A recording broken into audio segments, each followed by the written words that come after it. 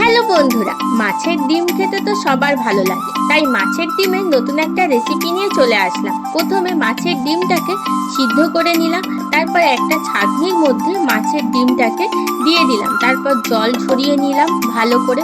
তারপর মাছের ডিমটাকে হাত দিয়ে ঝুড়ো ঝুড়ো করে নিলাম। এরপর কড়ার মধ্যে পরিমাণ মতো তেল দিয়ে তার মধ্যে দিয়ে দিলাম আদা কুচি, পেঁয়াজ কুচি আর লঙ্কা কুচি দিয়ে ভালো করে পেঁয়াজটাকে লাল লাল করে ভেজে নিলাম। এরপর দিয়ে দিলাম এর মধ্যে টমেটো, নুন আর হলুদ গুঁড়ো দিয়ে ভালো করে মশলাটাকে কষিয়ে নিলাম। এরপর মাছের ডিমটাকে দিয়ে ভালো করে এবার ভেজে নিতে হবে। তারপর রেডি হয়ে যাবে মাছের ডিমের নতুন একটা রেসিপি। একঘেয়ে মাছের ডিম ভাজা না খেয়ে চটপট সবাই কিন্তু বাড়িতে এই রেসিপিটা বানিয়ে ফেলবে। আর আজকের ভিডিও যদি ভালো লেগে থাকে অবশ্যই লাইক, শেয়ার আর সাবস্ক্রাইব করতে একদমই ভুলবে না। টাটা বন্ধুরা।